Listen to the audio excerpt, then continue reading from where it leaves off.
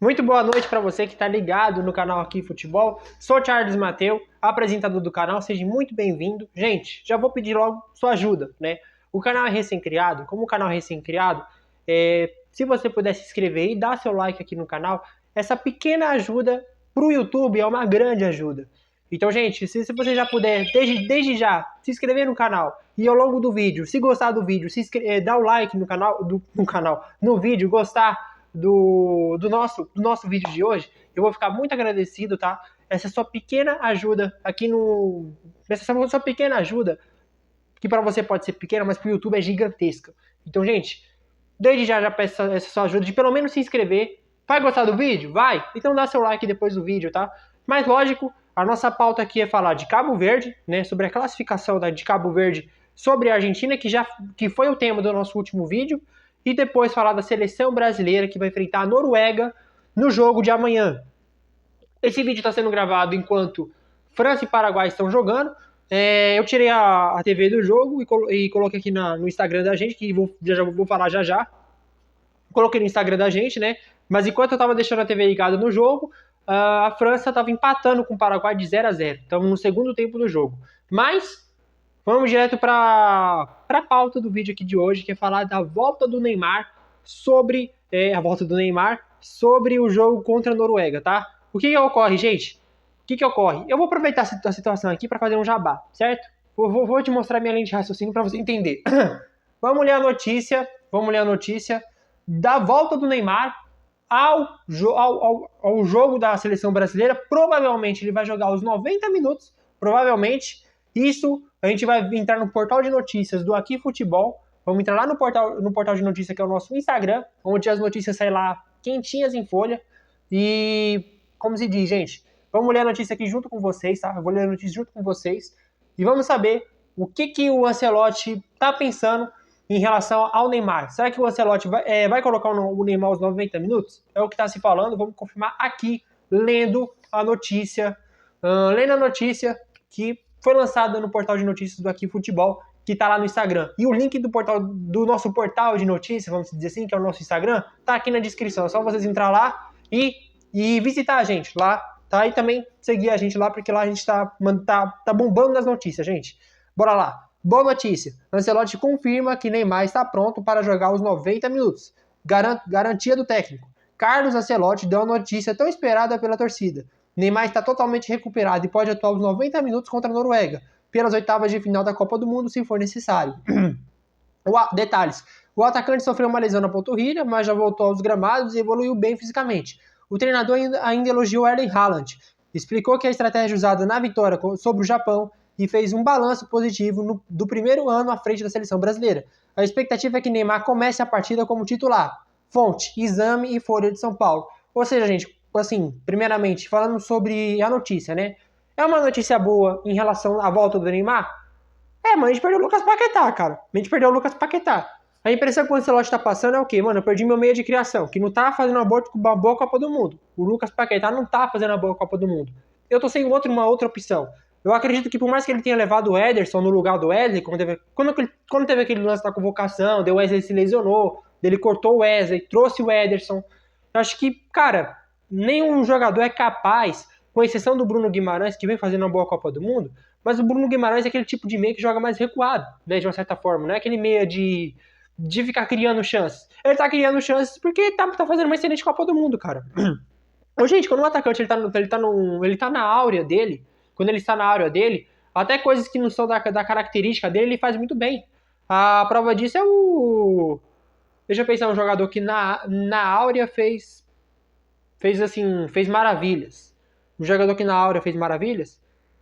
Porra. Mano, então acho que tem muitos, né? Mas puxar de memória... Acho que o Cristiano Ronaldo, vai. Cristiano Ronaldo, vamos colocar ele aqui.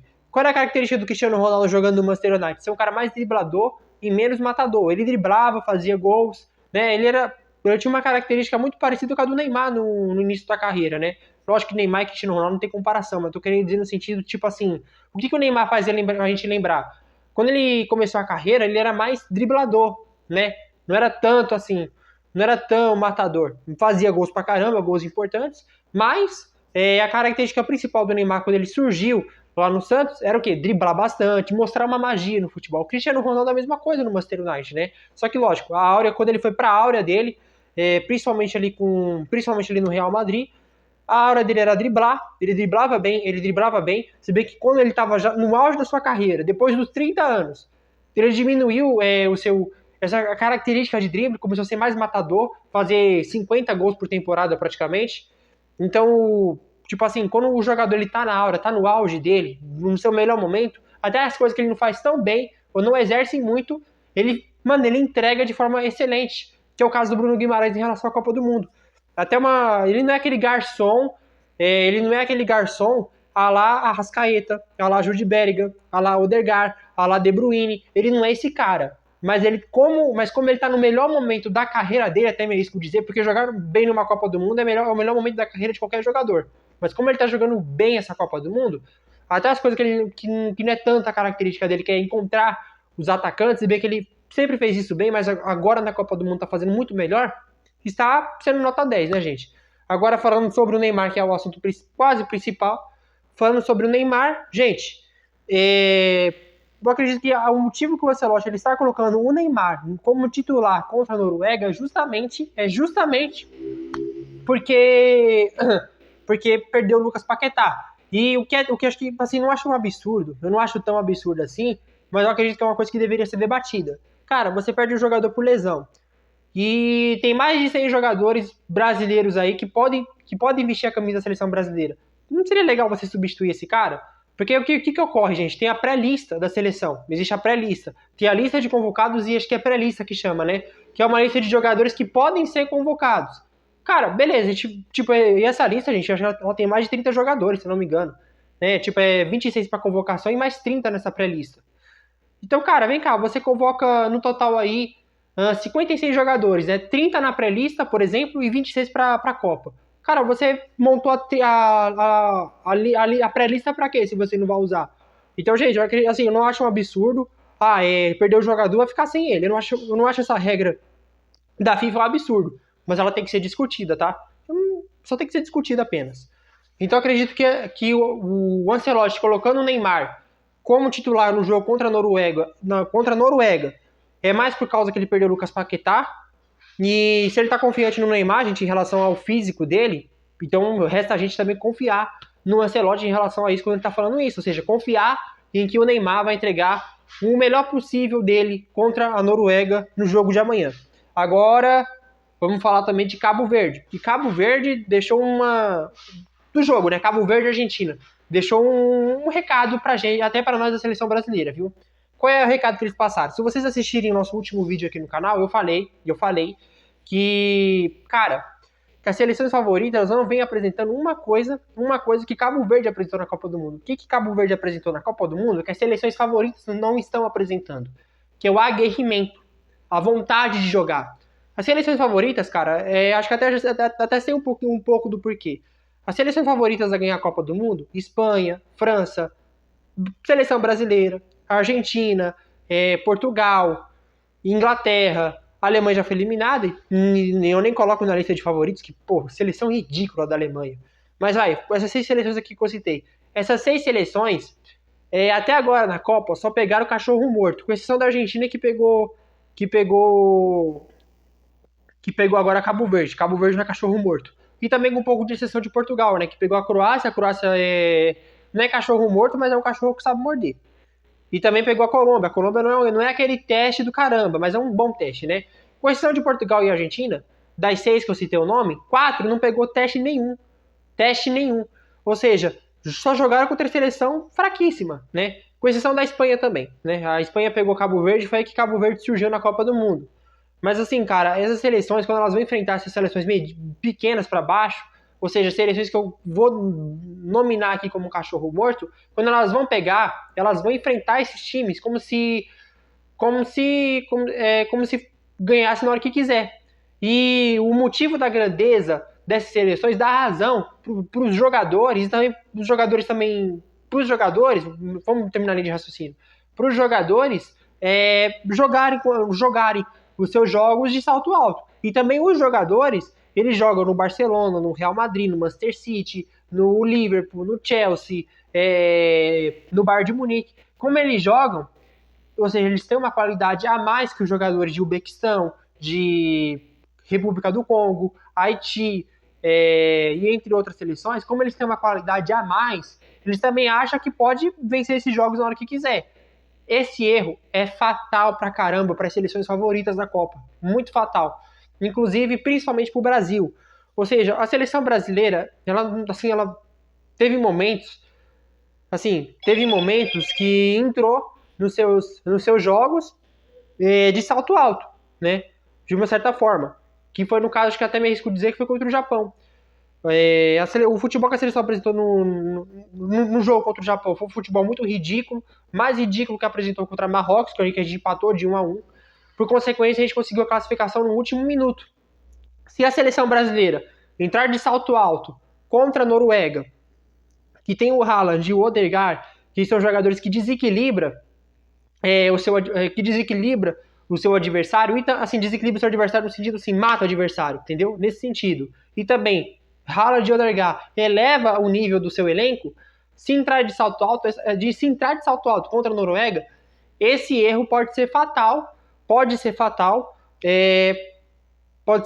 em relação à nossa classificação. Por consequência, a gente ir embora para casa cedo, porque cair nas oitavas de final, no meu ponto de vista, é ser eliminado cedo. E esse erro quase custou a classificação da Argentina ontem. Quase custou. A Argentina entrou no jogo de ontem de salto alto, pensando que ia vencer o jogo contra Cabo Verde na hora que queria, tá? E, gente, eu não vou falar pra vocês que perder pra Cabo Verde é vexame. Eu não vou dizer isso. Mas sim, se a Argentina caísse na fase de 16 avos, seria um vexame. Seria um vexame mesmo. Porque uma seleção que tem a grandeza da seleção argentina, ela não pode cair em fases que são meio que obrigatório vencer.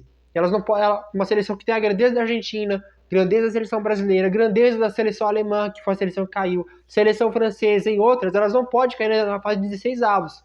Elas podem cair no mínimo numa semi, ou numas quartas, vai. Nas quartas final pra frente ela pode cair, se enfrentar um outro gigante.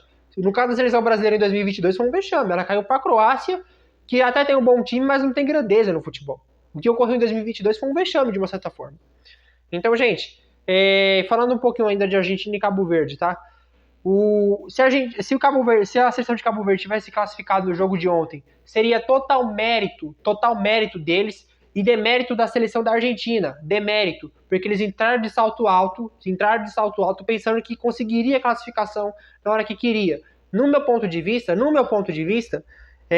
o jogo de Brasil e Japão foi o jogo mais chato que teve na fase de 16 avos, no sentido de entregar futebol. A seleção da Argentina conseguiu superar isso no jogo de ontem. Ela não entregou nada contra Cabo Verde. Conseguiu a classificação na sorte, porque a bola desviou no zagueiro de Cabo Verde, e aí saiu o terceiro gol. Daí saiu o terceiro gol da Argentina. Porque quase saiu o terceiro gol de Cabo Verde no final do segundo tempo da prorrogação. Imagina se saiu o terceiro gol de Cabo Verde no final do segundo tempo da prorrogação, e a seleção da Argentina ela não consegue fazer o terceiro gol na hora que desviou. Acontecesse o contrário, se a seleção de Cabo Verde tivesse sorte contra a Argentina. Meu compadre, cair para Cabo Verde no jogo de ontem não seria vexame, mas cair na fase de 16 avos certamente seria. Então, o que eu tô querendo dizer, eu quero também dizer uma coisa, gente, sobre o jogo de Brasil e Noruega, que eu quero dizer também. Que não é pra gente ter medo da Noruega, tá? Não é pra gente ter medo da Noruega, e também não é pra gente entrar de salto alto contra a Noruega. Não é pra gente fazer isso. É pra gente entrar contra a Noruega querendo matar eles. Não matar no sentido rank, mas no sentido futebol. Querer fazer 3, querer fazer 4, querer fazer 5. Por mais que a gente não faça 5 gols contra a Noruega, por mais que a gente não faça 4 gols contra a Noruega, mas é entrar com vontade de querer fazer gol. Porque por mais que a gente não tenha um centroavante do nível do Haaland, a gente tem um meio campo, pelo menos no sentido Fabinho. Se tirar o Casemiro e colocar o Fabinho, acho que o meio campo da gente dá uma elevada. Se você colocar Fabinho, Bruno Guimarães num bom momento e deixar o Neymar flutuando, por mais que o Neymar não esteja mais na sua boa fase, mas deixar ele flutuando porque é o que a gente tem, se você fizer um meio campo bacana, o nosso meio campo já mata a Noruega, fazendo gols. Então, gente, o que eu quero, no meu ponto de vista, a gente tem que matar o jogo contra a Noruega já no primeiro tempo. Não precisa. Não é no sentido vencer 3-4-0, porque fazer 3-4-0 é difícil no futebol profissional. Mas entrar com essa vontade de querer fazer, entrar com a vontade de querer fazer gol, é o que vai despontar a gente em relação à nossa classificação, tá? Em relação à seleção da Noruega, não é para ter medo. Não tô falando por causa de mística, a gente tem 5 estrelas, a Noruega não tem nenhuma, a nossa seleção é gigante, eles não são. Não nesse sentido, tá? Se a gente entrar com vontade de fazer gol, com vontade de vencer, a nossa classificação vai estar mais garantida. O que a gente tem que ter medo mesmo é contra, provavelmente, a Inglaterra. Porque o próximo jogo, se a gente passar da Noruega, vai ser México ou Inglaterra, nosso próximo adversário, que vão se enfrentar. Um dos dois vai ser o nosso adversário. Eu acredito que vai ser a Inglaterra que vai passar. E, cara, se a gente passar da Inglaterra nas quartas de final, a gente vai chegar na semifinal gigante. Ou seja, com mais confiança. Aí sim, eu acredito que a nossa seleção é uma grande candidata ao título se a gente passar da Inglaterra eliminando esse gigante do futebol mundial, tá? Ô, gente, por hoje é só, tá? Mais uma vez, vou fazer um convite para vocês entrar aqui na página do Aqui Futebol, tá? Que lá as notícias saem de primeira mão, tá? A gente está fazendo uma cobertura muito bacana no futebol, no mundo do futebol europeu, onde os times estão trocando, né? Estão se reforçando, né? Trocando de jogadores, trocando de técnico e também fazendo uma cobertura da Copa do Mundo lá na página do Aqui Futebol. Vamos falar sobre a repercussão da classificação da Argentina na Copa do Mundo, tá? Que se classificou no jogo de ontem contra Cabo Verde, tá? Agora eu vou mostrar um adendo para vocês, tá? Tem que ser rápido porque o vídeo tá longo pra caramba. Sabe quanto tempo o projeto do Aqui Futebol existe? Menos de um mês. E a gente conseguiu 858 seguidores em menos de um mês. Sem brincadeira, acho que dia 9 de julho agora é que vai completar um mês do projeto. Em quase 4 semanas, a gente conseguiu um número muito bacana. Conseguimos 94 mil alcances, tá? A gente alcançou 94 mil visualizações no Instagram, tá? E 858 seguidores. Ou seja, o Instagram está entendendo que a gente tem qualidade, em relação a passar notícias para vocês. Ou seja, você não pode perder cada notícia que sai aqui na página do Aqui Futebol, viu? E também aqui no YouTube, gente, também no YouTube a gente tá bombando também, tá? A gente conseguiu 4 mil visualizações em um intervalo de um mês também da existência do projeto, tá?